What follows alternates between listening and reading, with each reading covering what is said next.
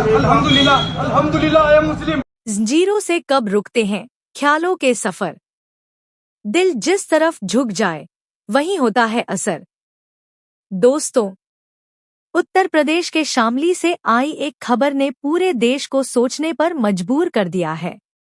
एक युवक जिसका नाम आयुष मलिक था और जो अब खुद को मोहम्मद अली कहता है, कैमरे के सामने आकर कह रहा है, मैं इस्लाम के बारे में बहुत साल से सीखता रहा, 7-8 से आसपास से, स्कूल टाइम से धीरे धीरे करके। तो धीरे धीरे करके जब सीखता रहा 2012-13 के आस में और ज़्यादा सीखना था।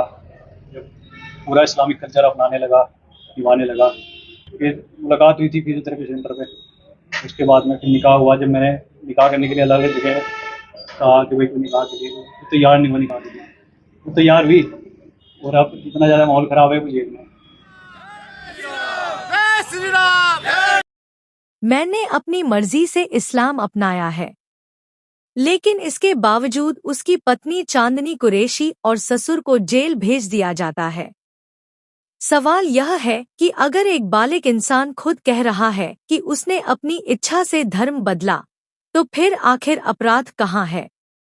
आयुष बता रहा है कि वह स्कूल के समय से इस्लाम के बारे में पढ़ रहा था।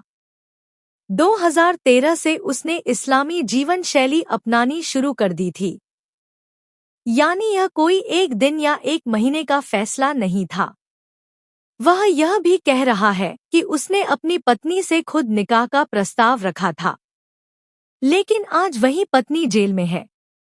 क्या किसी मुस्लिम लड़की से शादी करना अपने आप में शक की वजह बन गया है? क्या हर अंतर्धार्मिक विवाह को साजिश मान लेना न्याय है? मोहब्बत का कोई मजहब नहीं होता यारो। दिलों के फैसले फतवों से बदला नहीं करते। सबसे दिलचस्प बात यह है कि संपत्ति हड़पने का आरोप लगाया जा रहा है, जबकि खुद आयुष कह रहा है कि उसे अपने पिता की संपत्ति नहीं चाहिए। वह संपत्ति अपनी मां और बहनों के नाम करने की बात कर रहा है। अगर संपत्ति मकसद ही नहीं है, तो फिर साजिश का आधार क्या है? देश का संविधान हर नागरिक को धर्म चुनने की आज़ादी देता है। अगर कोई हिंदू बनना चाहता है, बन सकता है। अगर कोई बौद्ध बनना चाहता है, बन सकता है। अगर कोई सिख, ईसाई या मुस्लिम बनना चाहता है, तो भी उसे अधिकार है। फिर जब कोई इस्लाम अपनाता है, तो इतना बड़ा विवाद क्यों खड़ा हो जाता है? यह सवाल केवल मोहम्मद अली का नहीं है। यह सवाल भारत के संविधान, व्यक्तिगत स्वतंत्रता और नागरिक अधिकारों का भी है। किताब-ए-दिल को पढ़ने का हुनर सब में कहा। जो सच की राह चुन ले, वो अक्सर तन्हा होता है। हालांकि यह भी सच है कि अगर किसी धर्म परिवर्तन में धोखा, दबाव या लालच साबित होता है तो कानून कार्रवाई की अनुमति देता है।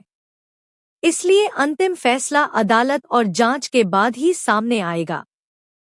लेकिन जब तक कोई अपराध साबित नहीं होता, तब तक केवल आरोपों के आधार पर किसी पूरे परिवार या पूरे समुदाय को कटघरे में खड़ा करना भी उचित नहीं है।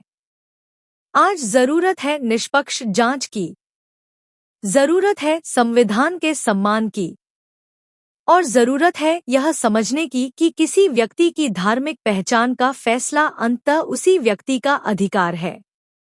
हक की सदा को दबाना आसान नहीं होता।